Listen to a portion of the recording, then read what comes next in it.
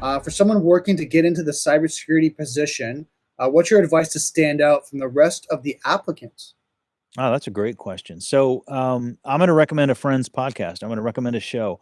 It's Mhm. called Breaking into Cybersecurity, and it's hosted by Chris Foulon and Renee Small, and it's done live on LinkedIn and some other places too. You can go find it. Breaking into Cybersecurity. They've got 1,000,001 tips for exactly this thing. I got to admit, I'm a CISO. I've been in the game for pushing 30 years now. How I got in way back when is not how people get in today. So I don't have the best breaking in advice. What I can say is, as a hiring manager, what do I look for? Mhm. If you're truly new and truly breaking in, you're competing with other people that may already have a year or two under their belt. So it's important to do a couple of things. One is get some certifications of some sort. So you've got a little bit of alphabet soup after your name that proves you've passed some tests and learned some things. The second is get as much experience as you can, even if you don't have the experience. And I know that sounds counterintuitive, but what I mean by that is intern, volunteer. It's amazing how many churches and synagogues and mosques and all these things out there have some basic computing stuff going on, Wi-Fi networks and whatever, and they need somebody to volunteer to run it and secure it and do that. Teach yourself, learn that, do that.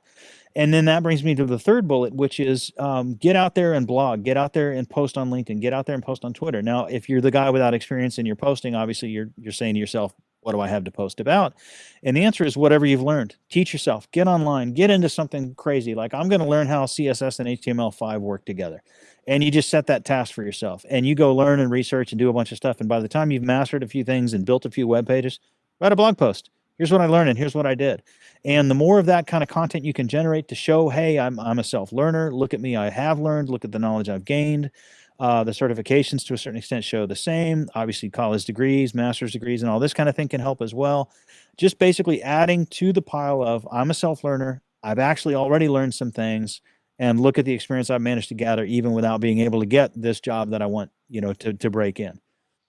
Now, I got a question for that, because a lot of these guys that are in our network right now, Discord, as well as watching this, are breaking into the industry. And one of the terms I'm sure you're aware of is the imposter syndrome. Coming out and saying, okay, yeah, I know this, but I'm still a student. Like for me, I've got the CISP book behind me, and I'm going through and studying that, and I read my exam on May 30th. But again, some people go out and say, oh, well, how do I say I know it when I don't know it, right? I'm learning it, right? And, what's your thoughts around that? So I'll tell you this. First of all, let me give a little example. So we're talking about breaking into the field, and you're asking a CISO and CTO, what is that like, and what is imposter syndrome like for breaking into the field? Let me tell you this story. I was in a room. It was a Slack channel, with about 20 other CISOs, and the question was asked, who here suffers from imposter syndrome? Every single one of us raised our hands. Okay.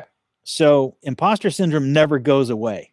You should always, if you are a self-aware human being, be aware of what you don't know. You should always be looking at the challenges in front of you and recognizing, gee, if I only had this skill and that skill and that skill, this would be an easier challenge to overcome. You should always be aware of what you're lacking, and you shouldn't let that stop you ever. Have imposter syndrome, go for it. Let it roll over you and through you, and recognize it as your friend who helps motivate you. And don't let it be anything else other than a source of motivation. Don't be afraid to stop. Like I said in my earlier example, even if all you've learned is one example of one web page of HTML5 and CSS, you've learned it. You've taken the time, you've spent the time, you've learned this one thing. I can guarantee you, if you throw it out there to the universe, somebody else hasn't learned it yet. And you may have figured out a trick on your own and add that little trick to what you gathered from the 3 or 4 places you went to learn it.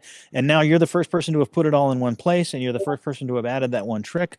You can overcome any amount of imposter syndrome just by simply rolling up your sleeves, acknowledging, hey, I don't know these things, so I'm going to know these things, and diving in. That's awesome.